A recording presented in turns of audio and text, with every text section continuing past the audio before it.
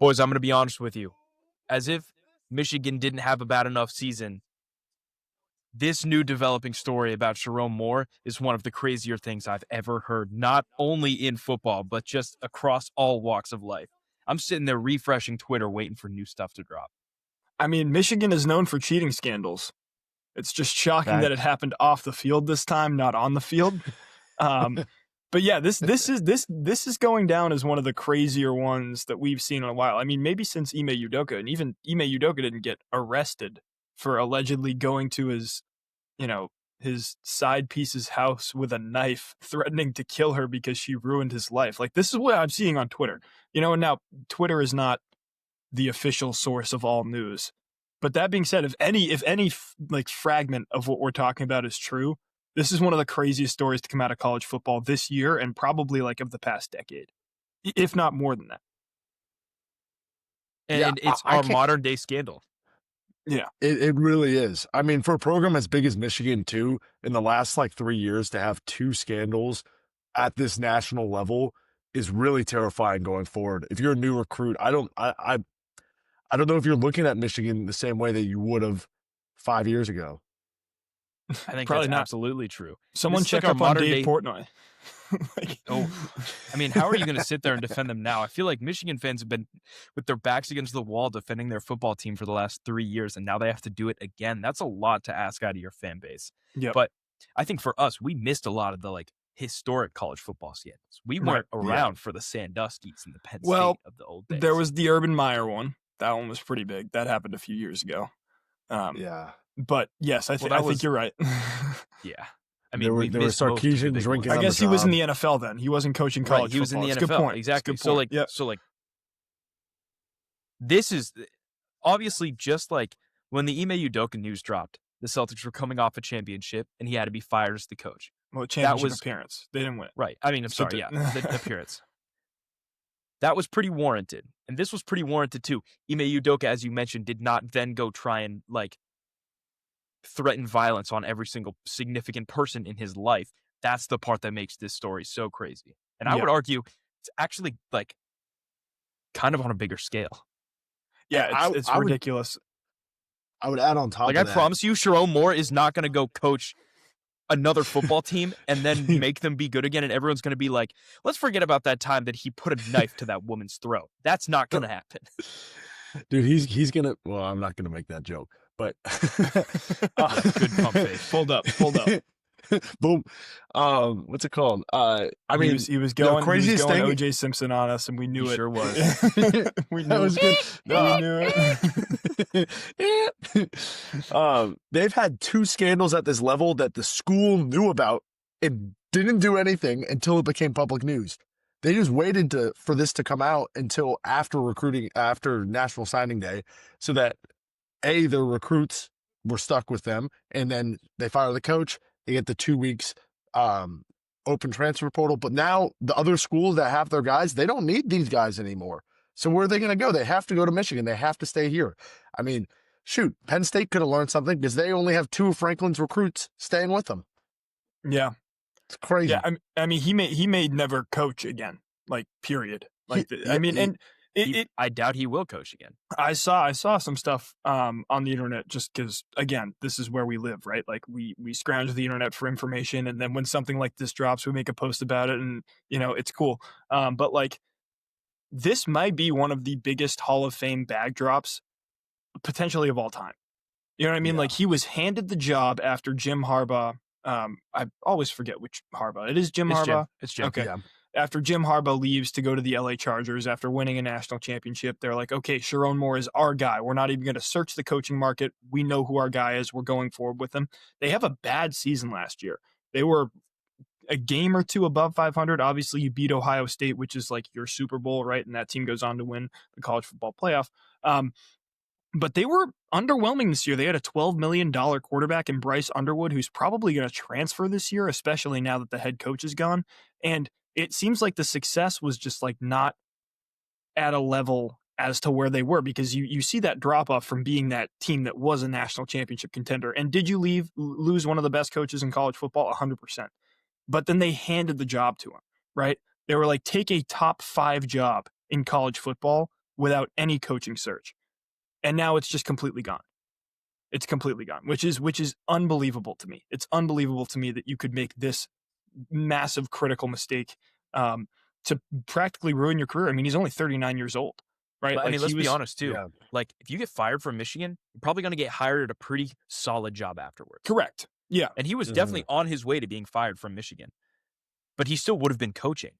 I don't think he'll coach ever again after this. Yeah, potentially at any not. level of football. If I was a high school athletic director, I wouldn't even touch him. You don't want any publicity related to that. Yeah. I mean, the campus of Michigan has terminated him effective immediately. They're starting their new coaching search. Who will take the job is a big question going forward. I mean, I've seen some names fly around. Brian Kelly's been out there a little bit. Some of these other guys that either got fired or Kellen DeBoer has actually been in the news more than I expected because Alabama, in my opinion, is probably the best job in college football. And college football isn't really our forte. You know, it's not something that we know a whole ton about. But at the same time, when something breaks like this magnitude of a story, like we have to talk about it because it is incredible to witness the just absolute shitstorm that's going to be headed Michigan's way for this. And as more information comes out, we will continue to keep you guys updated as to, you know, what the situation is. Yeah, for sure. I think it is kind of funny how our two most viewed pieces of media that we have are on two of our like lesser known sports, I would say, that we talk about. With the exception of hockey, I would say college football and baseball are the other two that we don't really talk about very much. But maybe we should pretend like we know stuff more. Yo, guys, Arch Manning is the best quarterback in the country. Yeah, we know so much about that. But something that we do know a lot about is the NFL football. And we're going to move on to that right now and talk about last week, what happened, and you know, some of the most surprising things, some of the things that we expected. It feels like kind of a decent week for us. I mean, I only went 2-3 this weekend. I missed on all my spreads, which is exactly what we were expecting, right? If you watched the episode last week. No, not from you. No. I said I was going 0-5. And I said I was going 0-5. So you were making safe picks like usual. You had no fun picks. You didn't take a single fun pick, and this is what you get for that. We weren't confident in a single pick that we made this week. But that being said, we had a lot of fun with it. You know, I mean, probably the best game of the weekend was Bengals-Bills, a game that, I mean, I watched a little bit of. It looked like the Bengals probably should have pulled away with it, but the Bills ultimately won, and that puts the pressure back on the Patriots, who are playing the Bills this upcoming week. We'll talk about that a little bit later as we get into the slate. But one of the biggest storylines that comes out of this weekend is about the Houston Texans. Their defense is legit good. And with the Houston Texans, especially this game in particular, I mean, I think the biggest storyline of the week is probably the Kansas City Chiefs are on the brink of missing the playoffs entirely.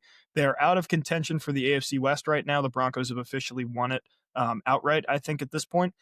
Is it crazy to say that if I think the Kansas City Chiefs win out and get to the playoffs, I still think that they're a Super Bowl contender, like in this weekend AFC? Like, I think I'd take them. I don't think they have a path. I think I'd take them to beat the Broncos if they got in somehow, which is a crazy thing to say. Their chances statistically are 16% of making the playoffs. I think that you could have made an argument that they had a bigger chance until the Chargers beat the Eagles, because the Chargers still have a game in hand against the Chiefs. Correct. So their path is getting harder. The Jaguars are good. The Texans are the hottest team in football. There's probably going to be two teams from the AFC South in the playoffs this year. And I mean, and that's depending on what the Colts do, which looks like nothing, but we'll get into that. I don't see a path where the Chiefs make the playoffs this year. And I agree with you. I still think that if they got in, they would be a favorite. I don't think they'll get in. And I think I'm ready to put everything on the line, say the Chiefs will miss the playoffs. George, could you tell me what the Chiefs' record is real quick? The Chiefs are, I'm going to refrain, but they are 6-7. There it is. How many minutes was that? How many minutes was that this week? 9.5. That was 9 minutes. I'm getting better. It's better. We're getting better. We're getting better. I feel lighter on my shoulders. I mean, this is divine intervention finally catching up to them. They were 11-0 in one-score games last year, but they're 1-7 this year.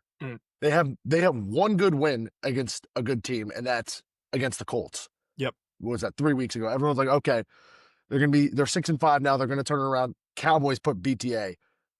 Then we see Dem boys. Dem boys. Very short-lived.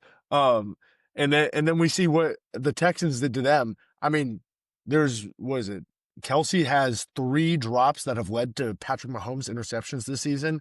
Yep. The magic's kind of gone. I don't know if y'all feel the same way, but I feel like there needs to be some change inside them, or maybe I'm just reacting too much to this. Yeah, I think it's an overreaction to say that there needs to be a change considering they were in the Super Bowl last year. I think you let them rock with the current, stuff that they have going on. Do you keep Steve Spagnuolo this offseason? I don't know. I think he's going to be a candidate for head coaching jobs, and if he decides to leave, maybe for the New York Giants, a team like that, try to take that over, that's going to be a big hole for them to fill. But on top of that, I think it's time to potentially have a conversation about, have teams figured out Patrick Mahomes? I don't think you can say that teams have figured out Patrick Mahomes. Teams don't figure out quarterbacks that good. I don't think that's their problem. They look immensely beatable right now, but I don't necessarily think that has to do with Patrick Mahomes. I think actually he's playing some of his best football this year, because he's forced to create plays all for himself. He's forced to do it completely on his own, and that's something that we haven't really seen him. Like, he's always had help, but now Kelsey's aging, and for the first 6 weeks, they didn't have Rashee Rice. And obviously, since he's come back, he's looked great, but they don't have a dynamic running game. They've always been able to do that. They just look so one-dimensional right now. They're, relying on Patrick Mahomes to kind of pull a rabbit out of his hat every single snap. And that is not a sustainable offense. I don't think Steve Spagnuolo is going to go. Feels like one of those jobs that you just keep. Similarly, I guess, to Sherrone Moore. He's been given a defensive coordinator job on a phenomenal team, and he has completely reinvented the way that defenses work in the NFL. Yep. So I don't think he'll leave. I honestly can't even really point to what's their problem. I would say it's their offense, because their defense is holding teams to a low enough score where historically the Chiefs would have been able to put up that number offensively. No, but it's right 100% now, not his fault. Their offense just looks so defendable. Yeah, and in no way was I saying that Steve Spagnuolo is going to leave because he's going to get fired. It was a statement of, will he decide to take a head coaching job someplace else? Does he think that he can be a head coach someplace else? Because there are going to be teams that are looking to fill a head coaching opening this offseason. I think the Giants is the perfect example that you brought up. Yeah. I think if he's going to leave, it would be for a team like that. Yeah, no, I agree. And that's, in that case scenario, then the Giants just need to get a good offensive coordinator, a guy that Dart likes, that Scatterboo likes, that Neighbors likes, and then they can rock with it. I mean, supporting cast-wise, offensively, receivers-wise, you got Hollywood Brown, you got Rashee Rice, you got Xavier Worthy, you got Kelsey. The only thing the last couple of weeks that those 4 guys have in common, I'm not trying to bail out Patrick Mahomes, but they are dropping the football at an alarming rate. They are. And they are in situations where the Chiefs don't make those kind of mistakes. You know what I mean? Yep, exactly. The outcome, like their 1-7 record in one-score games, is pretty much affected by those drops. Yeah, exactly. It just, when I said reset, it might just be something as simple as, like, first round pick this year, drafting a running back. I know they drafted Clyde Edwards-Helaire. What was that, like 6 years ago now, 5 years ago? They don't have a running back on that roster who is competent enough. The offensive line has been a little bit better this year. I think they just desperately need a running game. Yeah, I don't necessarily disagree with you there. I also think that, look, this team has been able to make something out of nothing for the past few seasons. And I just don't think that they have the weapons anymore, right? Like, Tyreek Hill left for Miami a few years ago. That was probably your best target that walked out the door, right?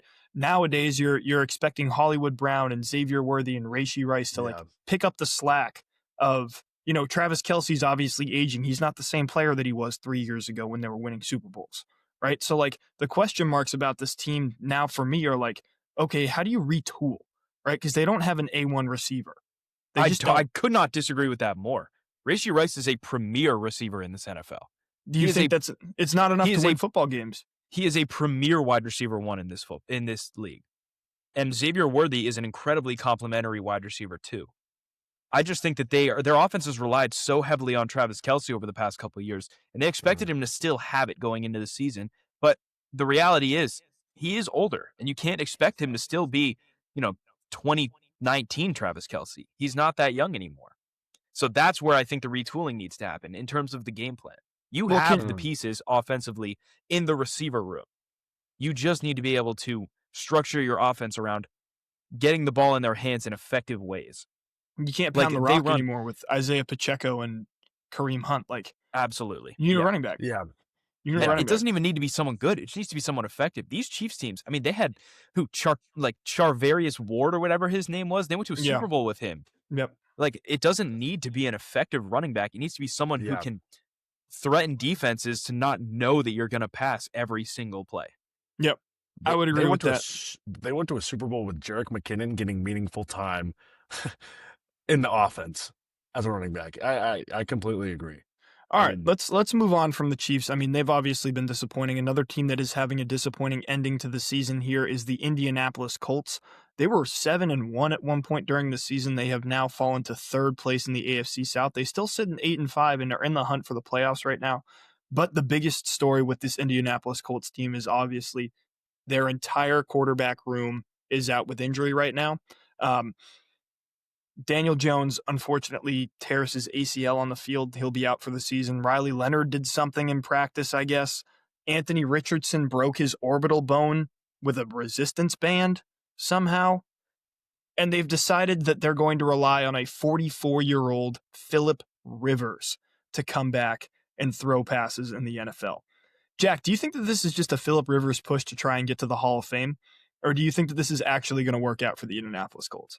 Phillip Rivers is a Hall of Famer. He would have probably been inducted into the Hall of Fame this year because it's been 5 years since he last played in the NFL. It feels like is 44 years old. He literally would have been eligible for the Hall of Fame this year. It feels like probably a crazy been a choice. first ballot Hall of Famer. So that was where I was going. If you're going to bring someone random in to be a quarterback, why was it Phillip Rivers? Was he the only one that said yes? He could not have been the first person that the Colts called. Well, he knew the playbook. I mean, I guess he played in 2021, which is the only thing that I can connect to. I know. So that doesn't really make much sense either. I think because it was Frank Reich was Frank Reich still the coach then? I think Shane Steichen said that he's coached Phillip Rivers before. He said that in an interview. I think it was in San Diego. I think he was the OC in San Diego because he came from the Eagles. Yeah, that's a fun thought. Phillip Rivers hasn't played in the NFL since the San Diego Chargers were a thing. Shane Steichen was the quarterbacks coach for the Chargers from 2016 to 2019, and that's the last time that he coached Phillip Rivers.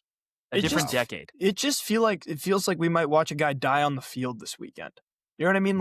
A 44-year-old starting quarterback just feels like a recipe for absolute disaster. He hasn't been playing football. You think he's been playing football these past 5 years? He's been coaching football. He's been coaching high school football, his son. Right? Yeah. His son. I think the crazier thing is NC State recruit. If you're going to put a 44-year-old out there on the field, you think you'd put one out with less kids. If this guy dies on the field on Sunday, he's got grandkids who are going to be at his funeral. Yeah, it's a good point. It's a good point. I mean, maybe that's why he's coming back. He needs the check to pay for the 15 children that he has. That could certainly be true. No, all the kids are talking about growing up, sitting sidelines at the games, and the one who was born 5 years ago is like, what the hell? Dad, you couldn't just put in 2 more years for me? Couldn't get my baby photos, my 1 year photos? Guess what, son? Check this shit out. Yeah, he's probably got kids who don't even know that he was a quarterback. Yeah, I know. Yeah, he's going to have them in the post-game presser. He was like, guys, you had Jake in the post-game presser 15 years ago. now it's your turn to be sitting there. So, I mean, we're wishing Phillip Rivers all the best, but it's funny to think about Phillip Rivers. You know how when Steph Curry's and Chris Paul's kids were little, they would join him on that's what I was talking about. Riley Curry. Yeah, Phillip Rivers has a cornucopia of kids behind him. He's got 30 of them. He's got an army, and they all have families. Yeah, there's just more of them. It's their kids, their grandkids. It's like that family from The Simpsons that lives in the trailer park. Cletus. Yeah. I gotcha. Yeah, but that feels like just a ridiculous choice, to be honest with you. if he throws Yeah. for over 200 yards and a touchdown, I call it a success. You know what I mean? Like, this could be an absolute disaster. Maybe it's awesome. Maybe he Flacco balls it and it's freaking sick. But Phillip Rivers never played Flacco ball. I know, he doesn't. That's the thing. He doesn't play Flacco ball. How many quarterbacks would you have liked to see come out of retirement over Tony Phillip Romo? Rivers? Really? I would have loved to see Tony Romo. Dude, Tony Romo any day. Tony Romo's got it made, though. Cam Newton said that he was offended that they didn't call him. I would be offended if they did call him after scoring. Yeah, exactly. I would off be his helmet, says to the camera, "I'm back," and then doesn't score another touchdown for the New England Patriots. Didn't Matt Ryan go from the Falcons to the Colts? He was the Colts quarterback the year after Phillip Rivers. Mark Sanchez needs a comeback. He's had a rough year. The Colts are going to have to cover his bail. Mark Sanchez is Kentavious Caldwell Poping it with his ankle monitor on. Brock Osweiler. Oh, that would be sick. Damn, that's a throwback. Chase Daniel. Yeah, imagine being one of the backup guys like Case Keenum who didn't get called. Yeah, exactly. Taylor Heineke. Dude, Derek Carr. Wasn't Derek Carr available for this? Choice. Yeah. I mean, I think they would have rather seen Andrew Luck come out of retirement if you're a Colts fan. Yeah. I think everyone would have loved that, but that's obviously never going to happen.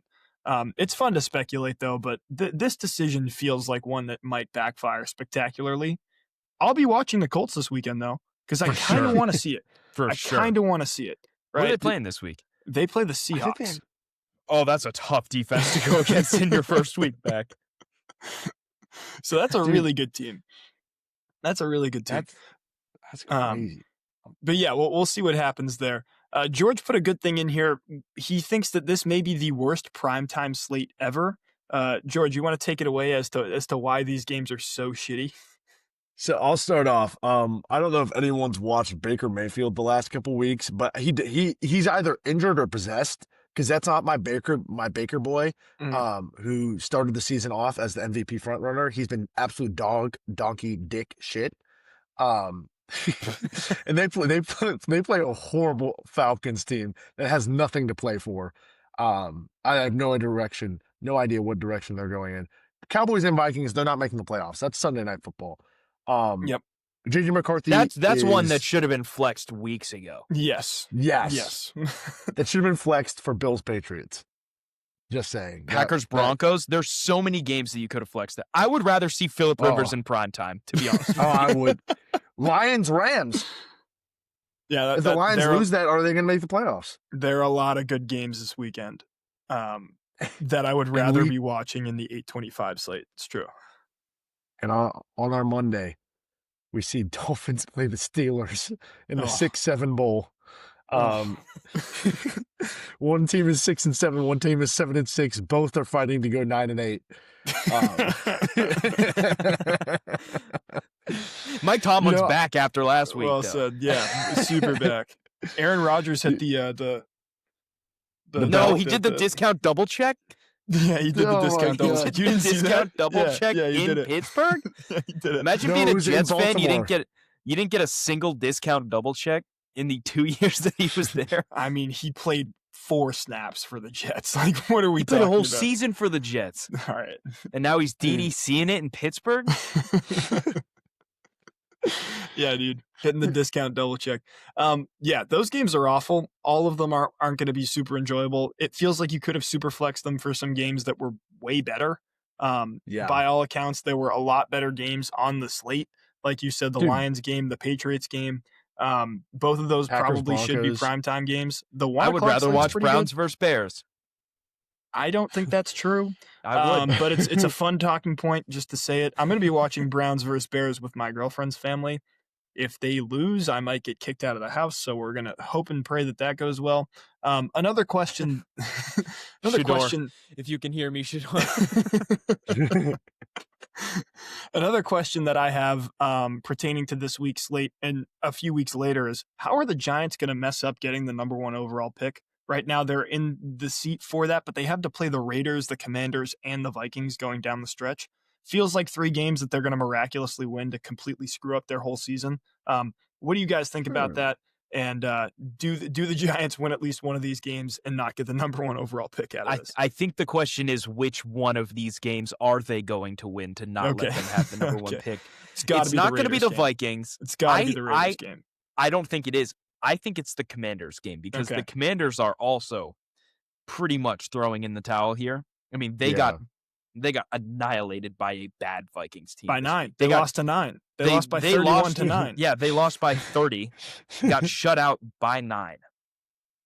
Who, if I'm not mistaken, did not have a flattering performance either in a 31-point win. No. That brings up a good question, though, too, about the Commanders in particular. How long does Dan Quinn keep his job for? Is this team entirely because of injuries? Is that the only reason that they've been this bad this year? I mean, this may be one of the most disappointing rosters in the NFL, coming off an NFC Championship berth last year.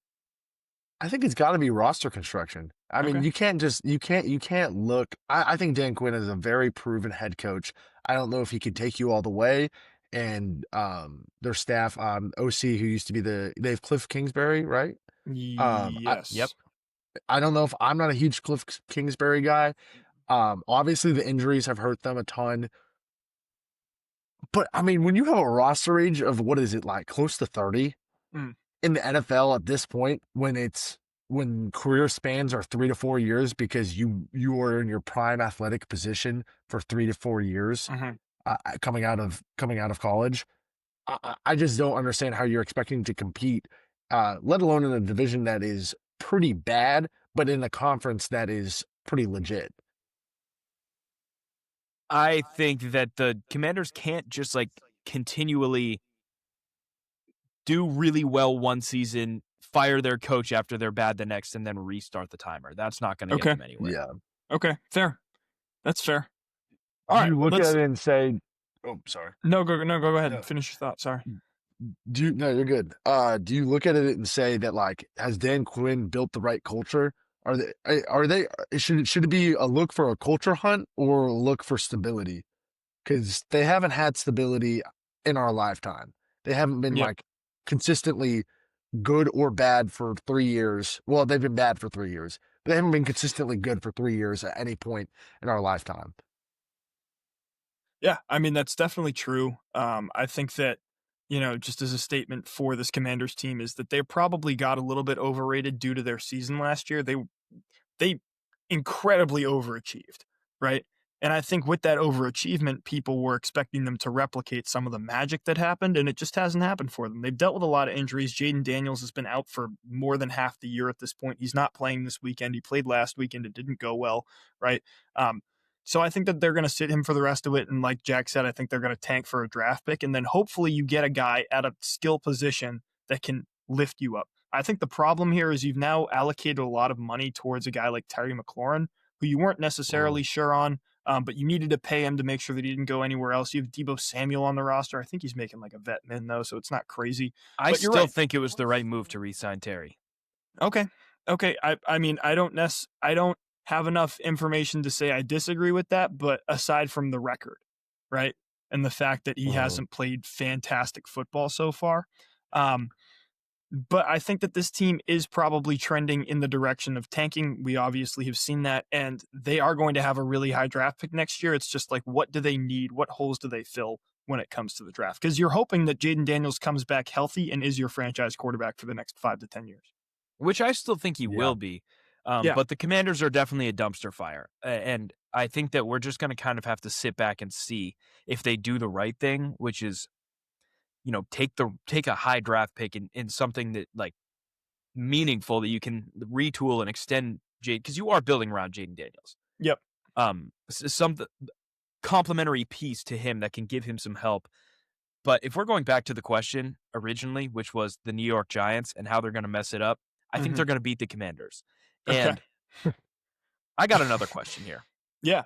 If, hypothetically, you were a Giants fan, are you doing the whole, we haven't had a good quarterback in so long that we're just going to pretend like this guy who's new is actually our franchise guy thing and just get your hopes up? Or do you actually think that Jackson Dart is a great NFL quarterback potential? Because I haven't seen anything from him that's made me be this guy's going to be awesome in the NFL. I think you've seen flashes of him being like a Josh Allen prototype player, a guy who can scramble for first downs. Like I swear to God, like you've seen it. Like in the Patriots game, he throws his body around the same way. He's not as big. Oh, he throws his body around. He uses his body very similarly. Yeah, but he does not throw a football like Josh Allen. No, it's definitely true.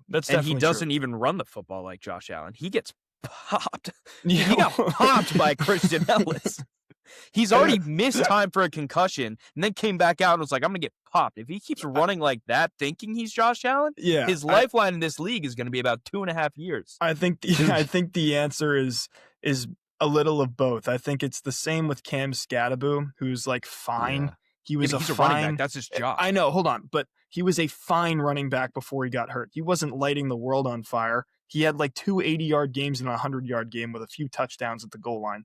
And ESPN was posting about him 6 times a day. That's like a 1,500-yard rushing season. If you can do that all season. You can't, though. That's what I'm saying. He didn't, right? Like, I'm telling you that didn't happen, right? I'm saying that, like, they had good pieces. Cam Scatterbo was probably going to be a fine running back going forward. Is he the best running back in the NFL? No way. Was he getting posted about like he was the best running back in the NFL? Yes, he was, right? Jackson Dart is the same way. Like, they're clinging to something because, like you've said, there has been so much misery within this franchise. And their quarterback play has been one of the reasons for that, right? So, like, now you have a quarterback that you can hang your hat on and be like, okay, maybe this guy is the future. That's what they're looking for. Have you seen flashes of him being a good quarterback? I think you have. I think you've seen him make some plays. Is he a good quarterback right now? I don't think so. I think every quarterback makes some plays. I think Jackson Dart hasn't had a game as good as Shedeur Sanders' game was last week when he threw for 403 touchdowns. I don't disagree with that. I disagree with Shedeur Sanders should have been a first. Shedeur Sanders should have been a first-round pick. Cam Scatterbo came into the year as a running back 2. He was taken in like the 4th round.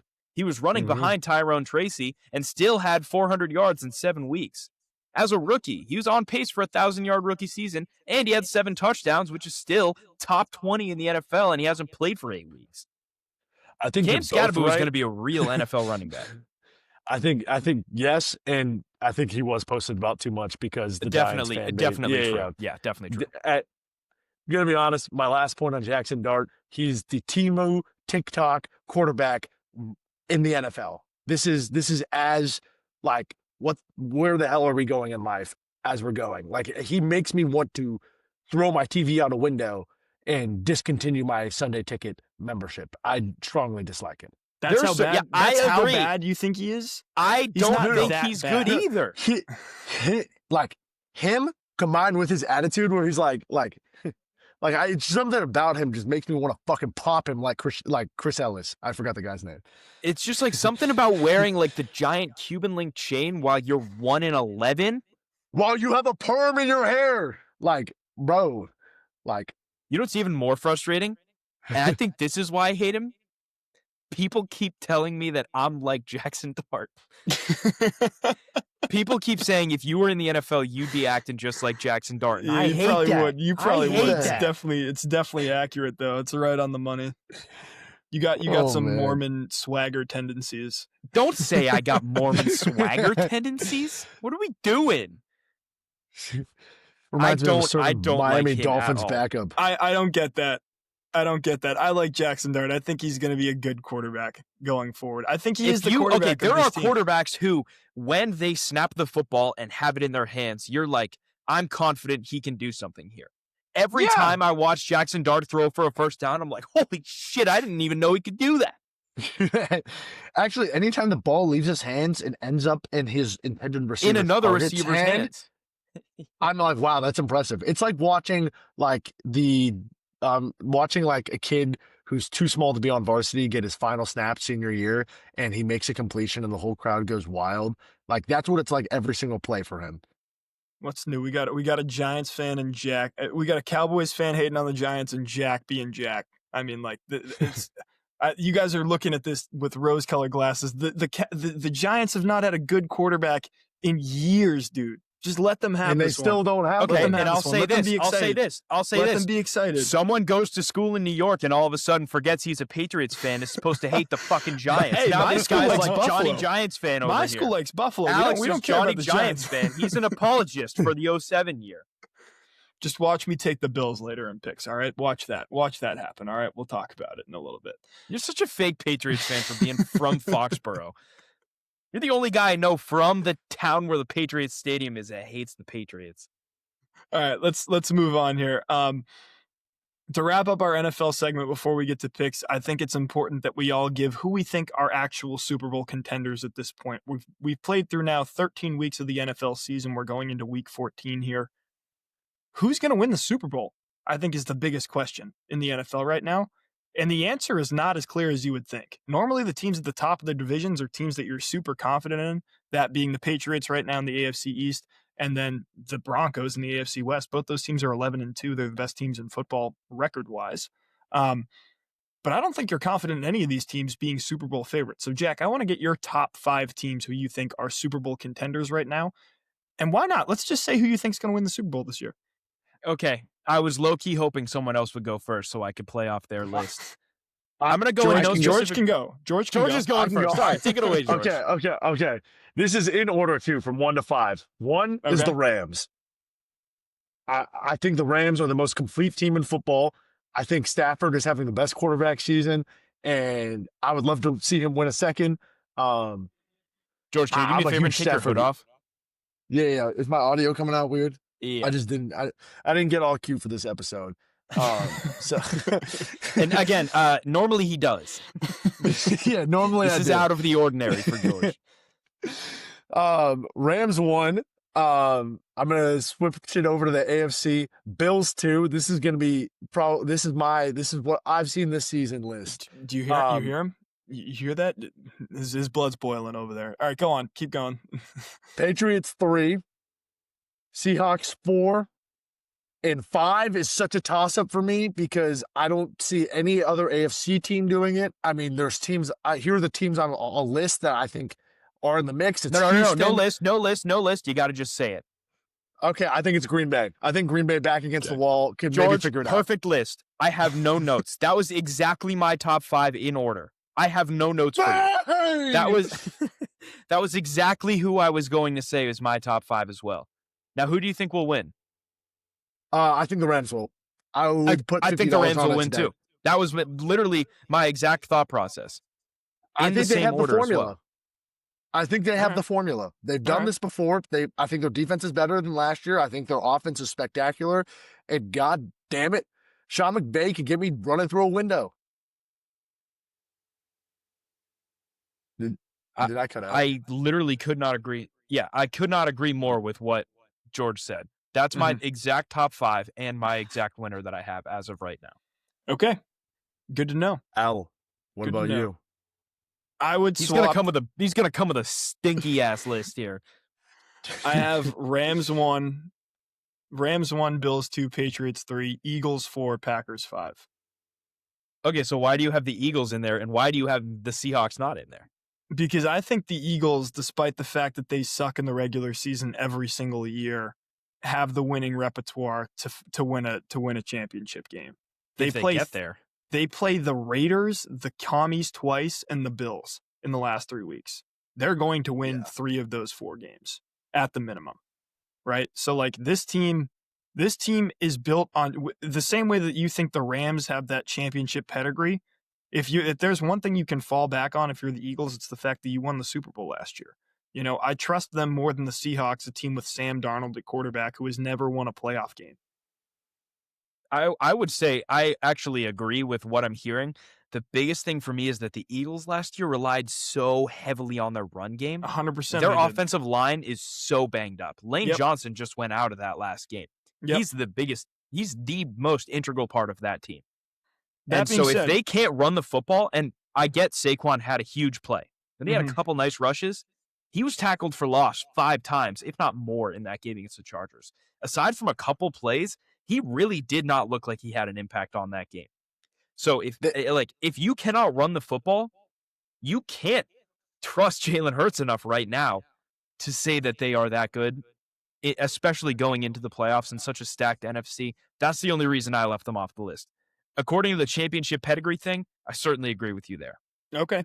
I would wholeheartedly agree. Last week's game completely changed my opinion on Well, it might not have changed my opinion. It secured my opinion. They have the highest floor in the NFL. Like, them at their worst is better than every single other team at their worst. Yep. Agreed. That's a good point. They lost to the Chargers having 5 turnovers by 3 points in overtime. You know what that shows me? And I'm like, this is straight eye test. And I watched like the last like little bit of that game. Jalen Hurts, I do not trust to be the one to take my team over the top to win the game. He might be part of the group that's going to do it. But if A.J. Brown isn't firing, if there's not the chemistry and the glue that they had last season, which is winning in the trenches and not turning the football over, their margin for error is this. They cannot screw up. And they screwed up so much. I think the thing about the Eagles that is like such a safety blanket is that their defense is incredible. And it has been all season. Yeah. They have an incredibly good defense.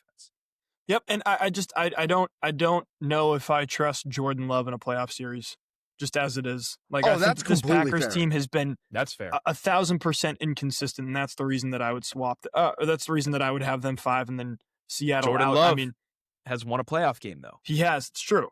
It's true. He's been to an NFC championship. You remember that one, George? It's 48-32.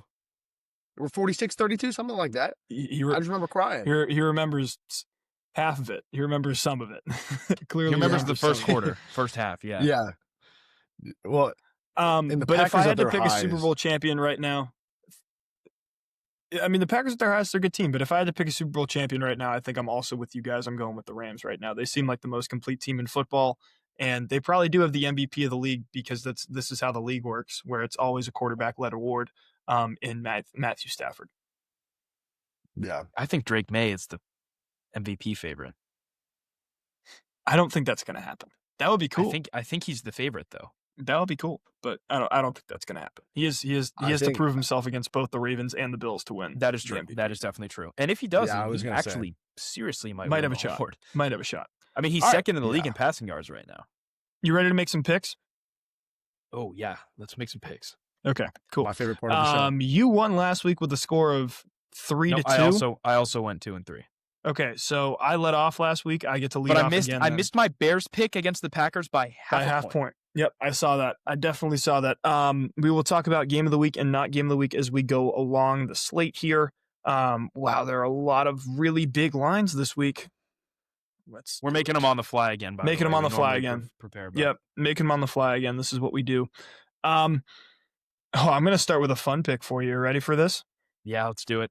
Indianapolis Colts plus 13.5. I was hoping you would take it. I was looking at that one. I hate that pick. Hate that pick.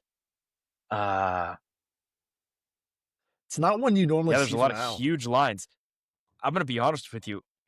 I got my eye on one really fun pick that I'm not going to touch.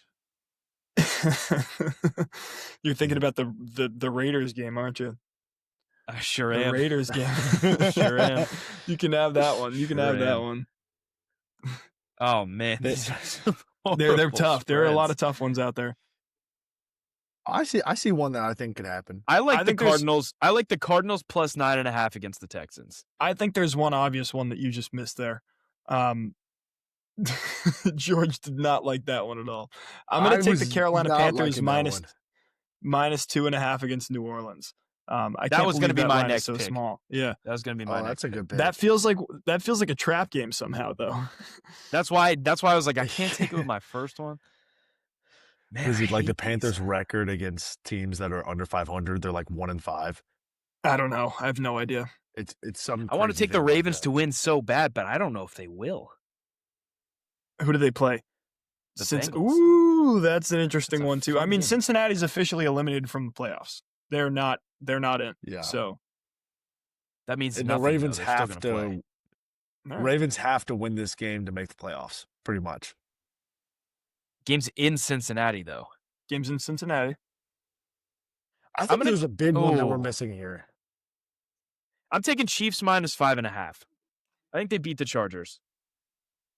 Okay. Their season's on the line. I think they have to win.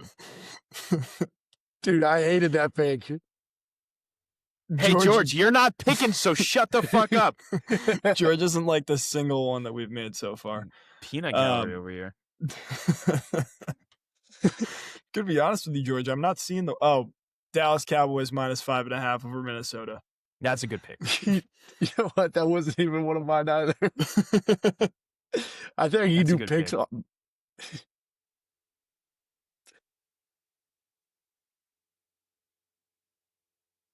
Oh, man. Maybe. The thing is, I want to take the Steelers game, but I don't think that they'll win. Who do they play? Dolphins. They play the Dolphins. Yeah, at home though. They're at home, and DDC, dude. I'm going with Niners -12.5. Discount. That's a great pick. Over the That's a Titans. great pick. Don't care. I know it you was, thinking George. Of? George, what were you thinking of? What was the game that you were? Dude, so I have like now I have like 3 on my list. No one took the Ravens one. I think the Ravens will win. This might be crazy, but I kind of liked the Texans -9.5. The Cardinals have nothing to play for. They said that they're benching Kyler Murray for the rest of the year. Also, the Jets have nothing to play for. They've had nothing to play for all season. Yeah, but the Jets are sneaky. Will the Jags? Such a high spread, though. The Jets That's are the thing. sneaky. The Jags aren't that good. Yeah, the Jets are sneaky, dude. You They're can like never. a You can Jags never aren't dependable that afford 14 good. points. But It's true. they did beat the Chargers by 9. They did beat the Chargers by They beat the 29. Colts. They beat the brakes off the Colts. And they beat the Chiefs. Off the Phillip They beat the Riverless Colts. Texans. All right, let's. Yeah, Phillip Rivers. Is Yeah, back, let's though. get this right. All right, let's do some game of the week and not game of the week, shall we? Yeah, all right, yeah. Game of the week is an obvious Holy one. shit, the Thursday night game next week is awesome. I'll let you. Seahawks. I'll let you take Bills versus New England. Which team would you Patriots. like there? I want the Patriots. I'm with the Patriots as well. Have to be. Have we even picked a not game of the week yet? Let me look at the slate again. No, but I got my eye on one. I think it Okay. would have been Panthers Saints, to be honest with you. No, the Panthers are playing for a playoff spot, dude. It can't be. So are the Can't it's be. Commanders Giants, dude. Oh, That's yeah. the What are we not doing? game of the week. That's the not game of the week. I'm taking the What are we Giants. doing? I think the Giants are going to beat the Commanders. I'm with you. I'm also with the Giants. All right, we're in it together. And that's a safe pick because you don't want to lose your lead. All right. This guy's Alex so safe, dude. He doesn't make any All right, gamble dude. picks, dude. All right, dude. Watch the Make Giants any mess up gamble their picks. draft order. Our boys at Big Apple Banter are going to be pissed after this. They're week. going to I'll be let you know that. pissed. All right, I got a little segment for you guys loaded up before we move into our NBA stuff. We've been doing Keep 3, Cut 5. We're going to do another Keep 3, Cut 5. I'm going to give you 8 quarterbacks. You have to keep 3, cut 5 of them. These are quarterbacks you want on your team to run the 2-minute drill with to win the game. Does that make Very sense, familiar. Phils? Yeah, let's do I'm it. very excited. All right, cool. Here Let's we go. fucking Run it. George, we're holding out for Brady. Yep. Oh, this is all time. All time. Okay. And any Cowboys. Let's do it. Nope. First name on my list here, I have Tony Romo. Yeah. George, Tony Romo couldn't even hold the football. He can't lead a Dude. 2-minute drill. He can't even hold on to the football. Dude, Des caught it though. So, this would be I'm joking. Yeah, no, it's not him. I love him so much. All-time leading passing yards for the Cowboys, but Cool. Tony Romo's a cut. Okay. We're cutting him. Okay. Number 2, I have Brett Favre. no. I would cut Brett Favre too. George. Yeah, I think Brett Favre is incredibly overrated. That might Really? just be because I never watched him play, but Yeah, I mean, he retired when we were 4, so we didn't really get to watch him, but I feel like he's not really known as a guy who's like the only clutch Yeah. Brett Favre moment that I know is him throwing the interception against the Saints. That's a good point. yeah. That's a good point. Yeah, we didn't Cut. watch a ton of his ball. Okay. Baker Mayfield is number 3. George, I think you might have to keep Baker. Dude, I Baker- kind of want to keep Baker. Baker Straight only wins football games in the last 2 minutes. He does not blow teams out. If it's only the 2-minute drill, Baker is incredibly good in the 2-minute drill. Dude, But you I want have him to take planting into that account flag. you have to take into account Browns, Rams, and Panthers Baker too. But then you also have to take into account OU Baker. And that guy could catch a vibe in the last 2 minutes of a game.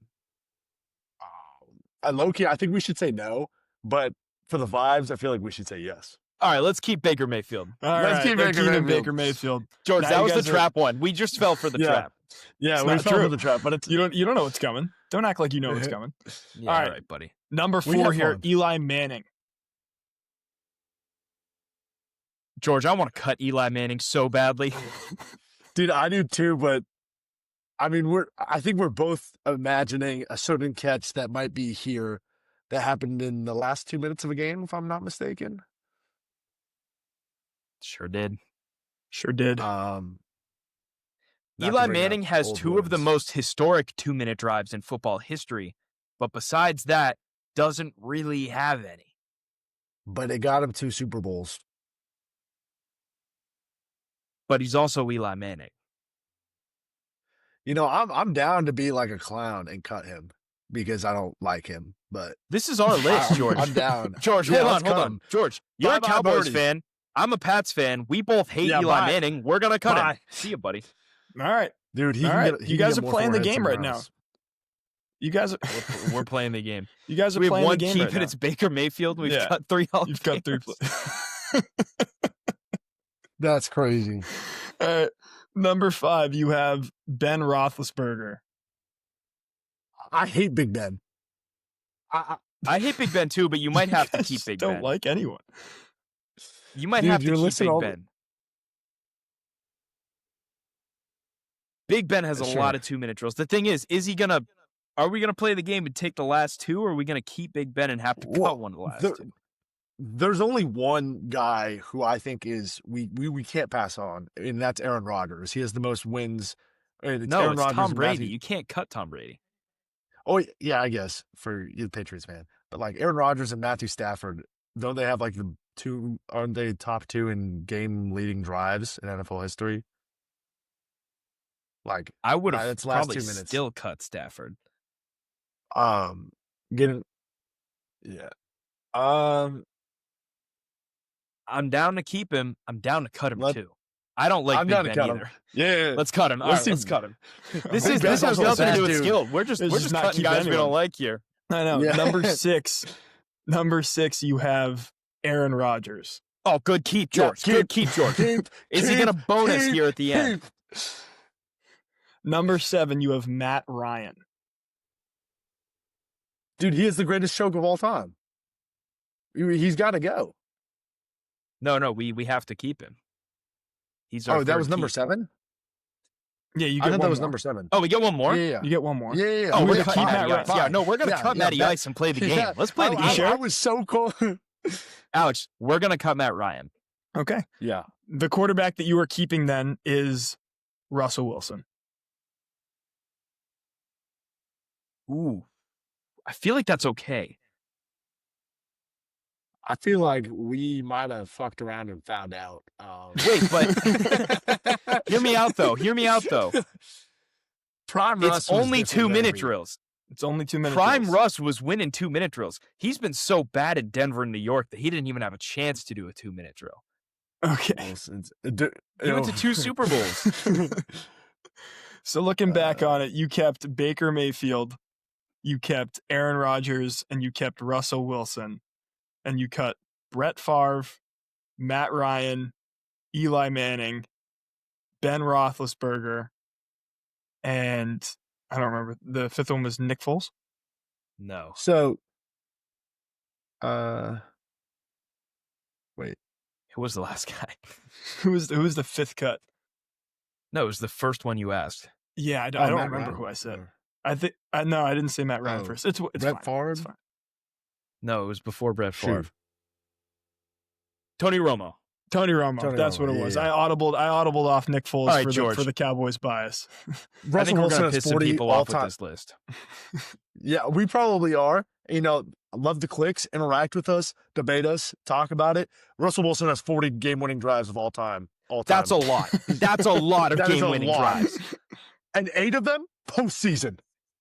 That's a lot of He's- postseason game-winning drives. George, I'm going to say it. I'm He's going to in- be the guy to say it. We went 3 for 3. We took the 3 best we went ones 3 on the for board. 3.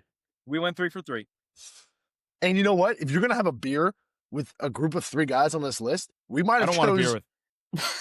I don't want a beer with any of these. I want a beer with Baker. I don't want a beer with Aaron Rodgers or Russell Wilson. That sounds horrible. Dude, Aaron Rodgers would say some crazy stuff. I want to know what really I don't want a happened beer on that with trip. Brett Favre either. Yeah, I don't want a beer with most of those guys. But I want a beer with Baker Mayfield. For sure. That's fair. That's fair. You could have just said that just outright. Yeah, but- Yeah, you didn't have to. I didn't have to include Shrooms, Aaron Rodgers, and Russell Wilson. All right, I've got a question for you guys. Okay, hit me. I think when we were growing up, it felt like the Golden State Warriors, when they were setting the record, every time they played, they felt like an unbeatable force. Mm. Looking at the Oklahoma City Thunder so far, a quarter of the way through the season, they have tied the record for the best start all time in NBA history. But at least to me, it doesn't feel quite the same. It doesn't feel like Oklahoma City is as unbeatable as that Warriors team was. George, I'll let you go first. Yeah, I'm going to say that I think the reason it doesn't feel as unbeatable or as grandiose, larger than life is because Kevin Durant and Stephen Curry were 2 top 5 players in the league. They had Klay Thompson, who was another top that was the year 15 after guy. the 73 win season, but yes. Oh, it's true. we're talking 73 win season. Yeah. I think they were just a lot more likable. People love to hate on the Thunder. If you go on TikTok, if you go on Twitter, if you go on Instagram, people do not like the Thunder. The problem with this is that this might be the greatest roster in totality that I have ever seen constructed. We saw Ousmane Deng pull up out there last night, having no minutes all season, dropping like step back threes at 6'9". They have a group of guys who all want to play basketball. How many, right now on the court, one of the biggest issues in the NBA is actually wanting to play these games. I think some of these guys take this for granted because you can sneak into the playoffs and lock in, just like LeBron did for all the years in Cleveland. After the 1 year in Cleveland, I think that set a really big precedent. But they're hungry. They're young. They're hungry. They are organized. They are smart. They are the way that they know their own game and know how to play off of each other. They people don't want to say it because people don't ever like to praise the best team. The Warriors were hated. The Patriots football hated. I mean, go all the way. Everyone hates the Celtics. Everyone hates the Lakers. Everyone hates greatness. This is the greatest basketball team I have ever seen in my entire life. In my 21 years of living, I am so ready to say that. And I think that they do have the best chance to break that record. Yeah, I would agree with that. I think that this team this season is what you expected the 2024 Boston Celtics to look like in the regular season. They have taken the season that they had where they were the number 1 team in offensive net rating and just completely turned the table. And I think you're right, George. I think the reason that it feels like a difference is because, one, the Warriors were so good for so long, right? Like when they lost a game in the regular season, the year before that, the year during the 73-game season, and then the year after that where they won 67 games with Kevin Durant. With Kevin Durant, them losing in the regular season was such an anomaly. Them losing it all was such an anomaly that you stopped and you turned your head and you're like, oh my God, I can't believe the Warriors lost that game. Is OKC a smaller market? 100%. At the same time, this is a team that is constructed around one superstar. They don't have 2 guys like a Steph Curry or a Klay Thompson or a Draymond Green where they have 3 bona fide all-stars. They have Shai Gilgeous-Alexander and Jalen Williams, who hasn't played a ton of games this year, right? And then you have complementary pieces like Chet Holmgren, like Aaron Wiggins, Alex Caruso, Isaiah Hartenstein, Casey Wallace, Lou Dort. They have so many pieces that make this entire machine run. And the fact of the matter is, Bill Simmons said it the other day, this team, at some point you start to look at your record and you go, okay, we're going for it, right? This is a team that feels like they are capable of getting to 74, 75 wins. And if you're a game or 2 away at the end of the season, this is a team that's going to try and win those games. Now, has it really attributed itself to postseason success? We don't know yet, right? The Bulls won the championship when they were 72-10. And then the Warriors lost the championship when they were 73-9, right? So you're expecting them to be back in the championship this year. The West is a gauntlet, man. If they continue to do this in the Western Conference, they may be up there with one of the greatest teams we've ever seen. And that's just a statement of fact. And they're going to have a top 5 pick, which is ridiculous, right? Like there has to be some stipulation that stops this team from continually improving, aside from like the way that they've constructed their roster, because I mean, like they are just so good right now. And I think if they win, you're expecting them to win 60 games at this point. If they win 70 games, you have a really conversation about Shai Gilgeous-Alexander being back-to-back MVP, despite the fact that he probably won't have better stats than Nikola Jokic or some of these other guys. And I think I'm having a moment of self-realization here because I'm sitting here listening to you guys talk about it, and I'm like, this is my first OG take I've ever had. This is my first unk take I've ever had. You're unking it, dude. Yeah. I'm unking it because I think part of it is when the Warriors did it, I had never seen anything like that before. And I was like, we were young and we were watching those games like, this is the greatest team I've ever seen. And I think part of me is like, that was my favorite era of the NBA, that whole time period. I don't want to admit that this team is better than the team that was in my favorite time period. But, I mean, I think the fact of the matter is it may be true. As good as that Warriors team was, the Western Conference then wasn't as loaded as it is now by any means. Yeah, it was loaded. Don't get me wrong, but it wasn't this loaded. I think the way in which this is loaded, though, is that like there's only one team in my mind who I can see beating this Thunder team, and it's the Nuggets. Nuggets at full strength after a full season in the playoffs. I can see them giving OKC a legitimate run for their money. They have the best player on the planet, everything. Outside of that, I don't see a single team giving them a sweat. Houston, maybe. But this is regardless of injuries. If injuries don't happen, actually, maybe if they still happen, because they haven't played a game with all 5 starters healthy. And they're 24-1. Right. They are 20-1 in the Western Conference, beating Houston, beating Denver, and beating so many teams so convincingly with the best defense in the NBA and the most sound offensive game plan in the NBA. It's not the best offense in the NBA, but it's the most sound game plan. I trust that more than anyone. Yep. All right, so let me ask you some teams. And I want you both to respond in today how many games deep the series is going. Okay, I'm with that. I like this. Let's start with the Timberwolves. 5? Less than 5, probably. Generous. Yeah, 4 or 5. Yeah. The Lakers. The reason I'll say 5 is Luka Doncic knows how to beat the Thunder better than anyone. I'm not even capping. It's he. Yeah, we know, dude. We know. This stuff. He's been doing this stuff. No, it's probably 4 or 5.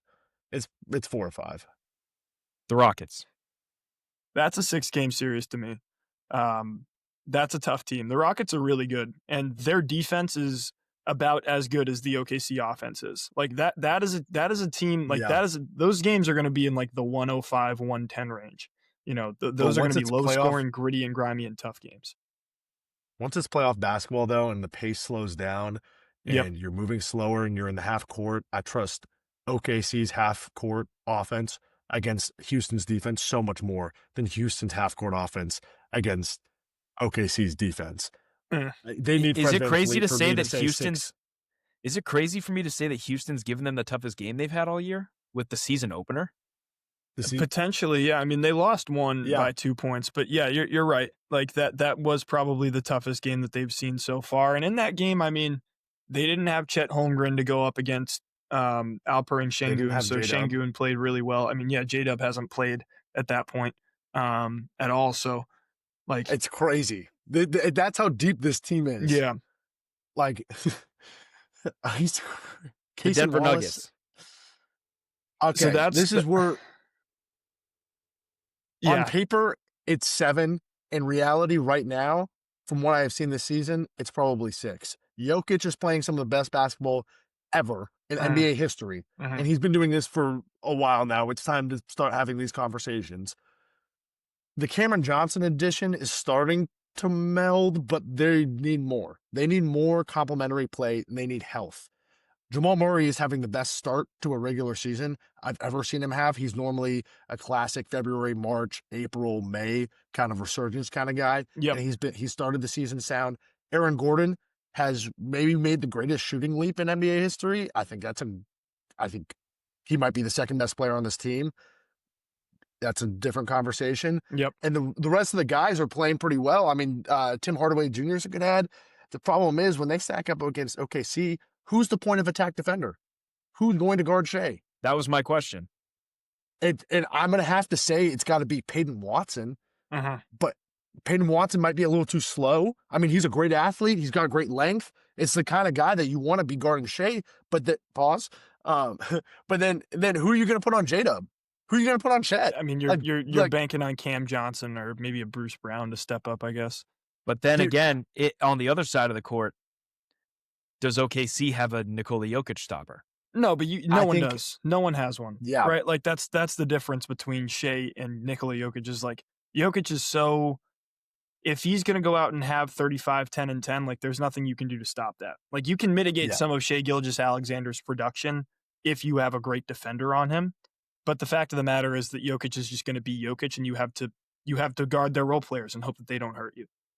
And I think they're the only team to be able to slow him down while also stopping everyone else. Correct. And I think they're built. I think they are literally built for that. The Hardenstein ad is that. Yep. It is preparing in 5 years for Jokic hitting the level he's at. Yep.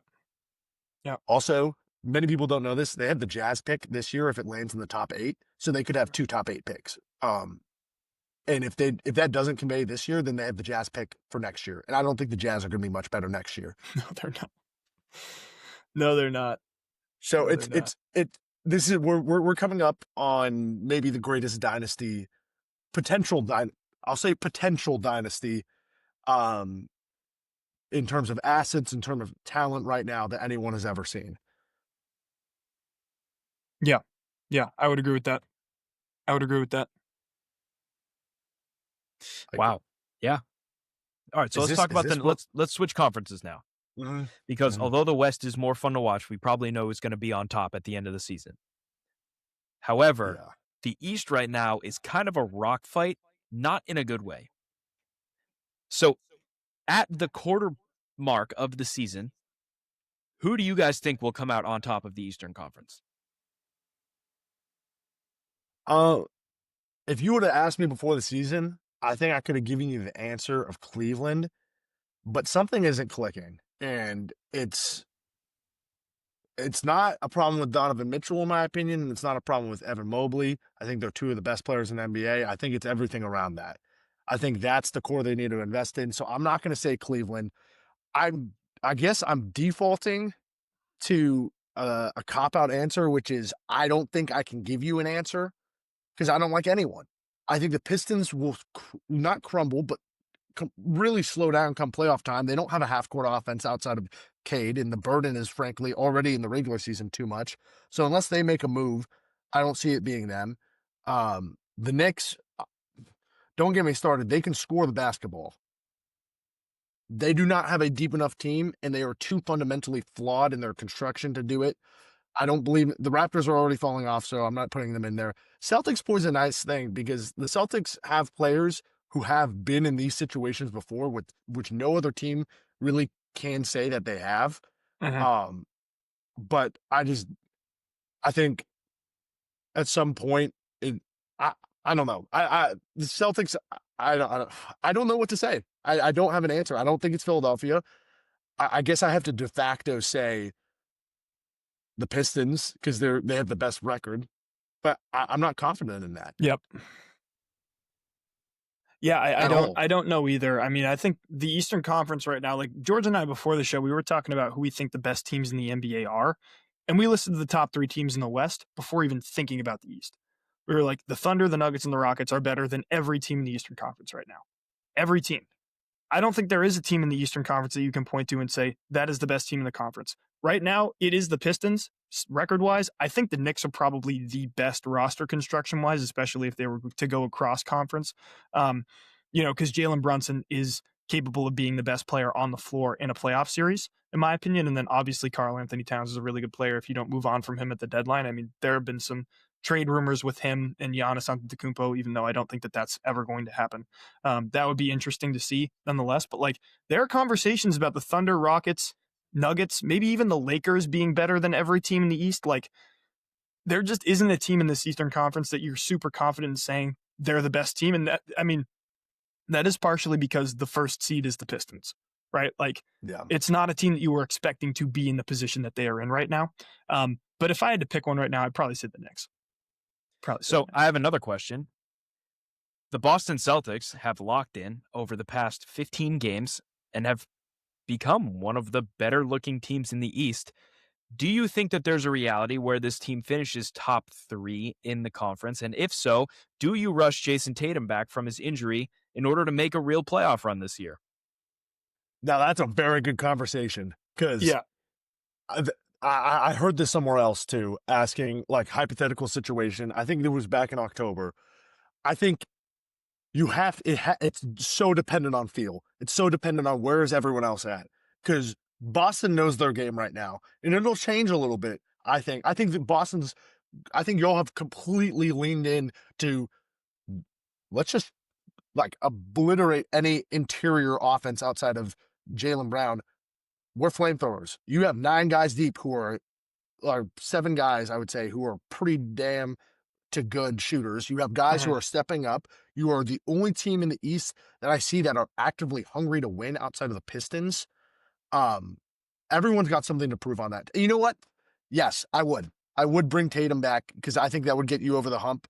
And I think if Tatum is healthy and you can get a rhythm going in, like in the semis and then in the conference finals, and if you could go into the finals with some sort of a rhythm, they could potentially give OKC a legitimate run for their money. The only issue is not having Porzingis will catch up to them come postseason. I love Neemias Queta, and I'm not going to I'm not going to bash on him for this. Is no negative hate towards him. He's just not the player offensively that Porzingis is. I mean, you being able to stretch out 5 and then also go 4 out 1 in, and then also be able to throw somebody the rock and have one of the best post-up players in the league statistically is a massive loss come postseason. I mean, we saw that with the one good finals he had, or the one finals appearance he had against my Mavericks. He was he might have been the best player.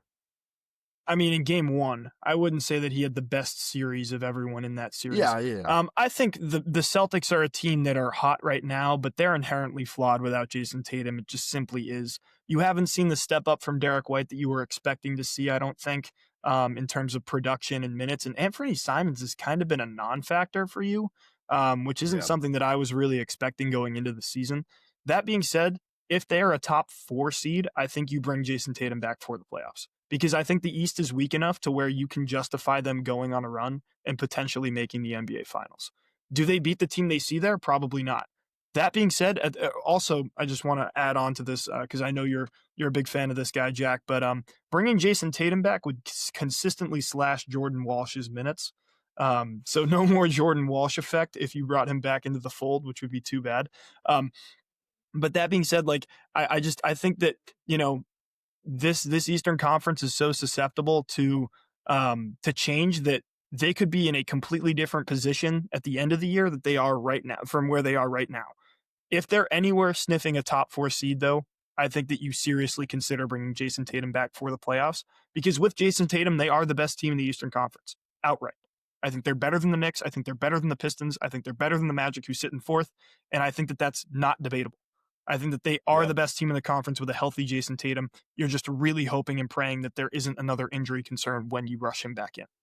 So let's forget about the end of the season, and let's say if you are the Celtics and at the trade deadline, you are a top 4 team. As you mentioned, Anthony Simons has been kind of a non-factor in this Celtics team.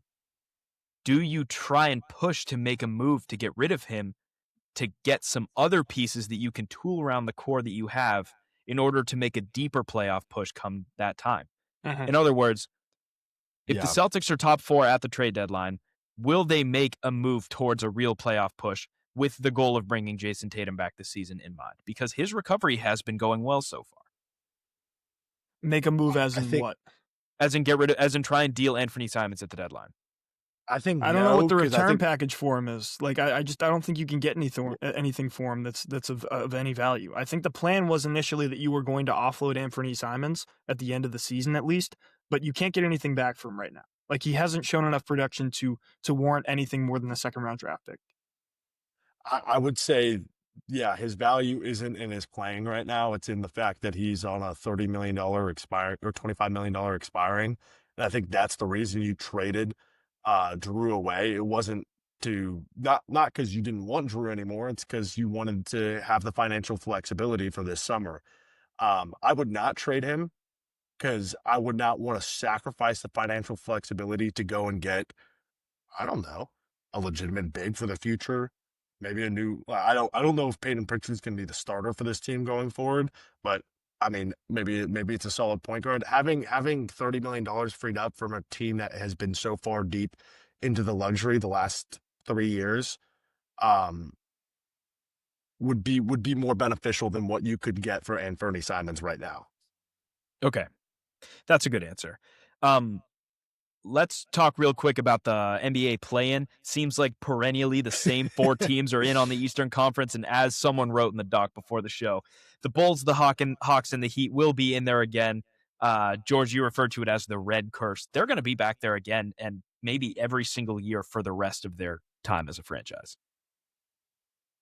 Yeah, the fun times in Chicago have gone down a hill because once you realize that they're just playing to play in transition, it's so much easier to stop them. They cannot play in the half court.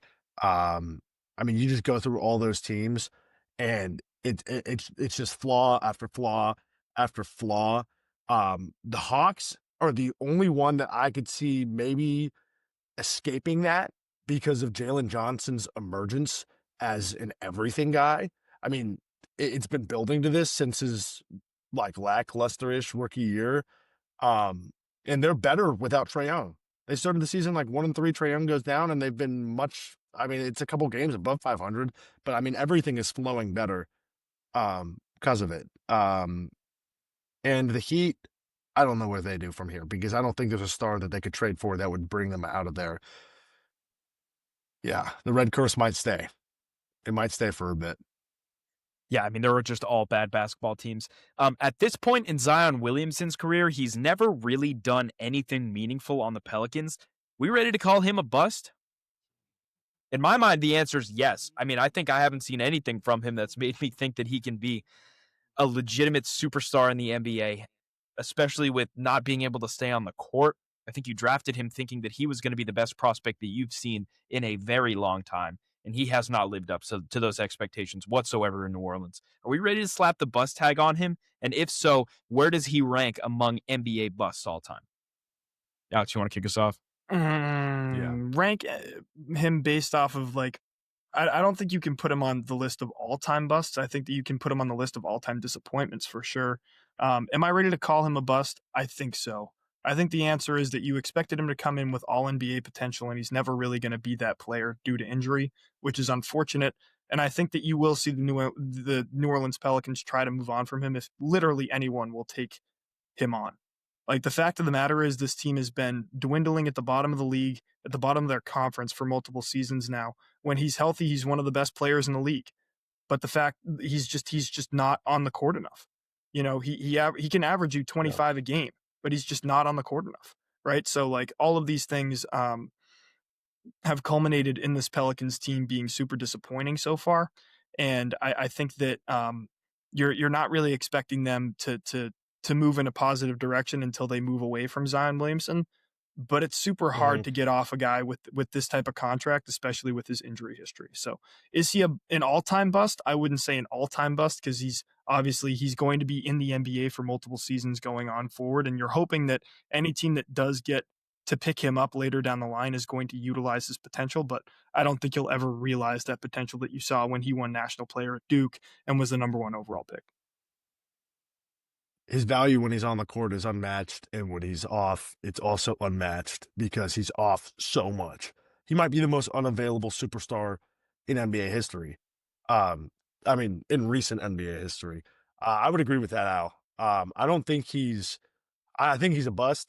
but I don't think he's a big bust. I think he's just a big ass disappointment because we saw it at Duke, we saw it in high school, the freakish, like, frankly, LeBron-like athleticism, wondering if can he put all the skills together to play maybe like that. When healthy, he's the best rim pressure in the NBA. Yep. There's no one who's more of a freight train. But he can't stay healthy. And in a perfect world, in my 2K sim, he is, and he's a dog. He's averaging 24 a game, but not in real life. Not in real life. I just think in order to like be successful in this NBA, you have to have a more dynamic game than what Zion Williamson offers you. And I don't think that he's taken any steps to become multidimensional like we would maybe hope that he would moving forward. All right, George, just to finish up our NBA talk here, I'm going to give you exactly 1 minute. Okay, 1 minute to talk about the Mavs. Yep. I don't need this menu. No, I don't. I already know just what I want. Yeah, this is cutting into my time, but I'm going to use that little country bit to start us off with. I would love to have Luka Doncic back. He would help out so much, but that's the Luka segment. Now we're on the Mavs. Derek Lively's out for the season. This whole season is just going to be about getting Kyrie healthy, developing Coop, developing Nemhard, continuing to give Christie opportunities to be a starter in the future. Christie's been great to start this year, and I think he was great. He was the biggest plus out of our trade last season. You need AD's value to go up because he's not long-term. He's not past this year, in my opinion. You need to find whatever voodoo magic you can to keep him healthy. And you need to also make sure that the reports that Dwight Powell is retiring are fake because we need him vibes-wise. I don't know where you – like, thank God we have our pick this year, but after that, it's every other. Besides 2029, we have the Lakers pick. You can't really rebuild and build around Coop, and you're kind of hands tied with retooling because of the financial burden that is Kyrie's contract and AD's contract. I mean, you blew past your minute, by the way. You blew past your minute that we gave you. Yeah, no, I'm close to 2 minutes now. Yeah, I don't know. I don't really. I want to tank. But that won't help AD's value go up. So move off AD and then second half tank. Yes, that would be perfect. If he could stay healthy through the rest until the All-Star break, trade him right before the deadline. Or the trade deadline's a week before the All-Star break. Trade him like right then. And we might get a better package for him than we did for Luka. My dad said that, and I was like, no, you crazy, man. We might actually get a better package for him than Luka because our Luka package was that bad. Yeah, it was. All right, well, we'll see about that moving forward. As always, ladies and gentlemen, thank you for listening. We'll be back at you next week. We're heading into winter break, so we will have some different backgrounds moving on. This is the last time you'll see me in this background for a long time. Probably Long ever. time. Probably ever. Too bad. That's sad. But as always, thank you for listening. This has been The Corner Office, and I'm Jack Byrne. I'm Alex Penders. And I'm George Shenender. Go on 3. Go on 3. Okay.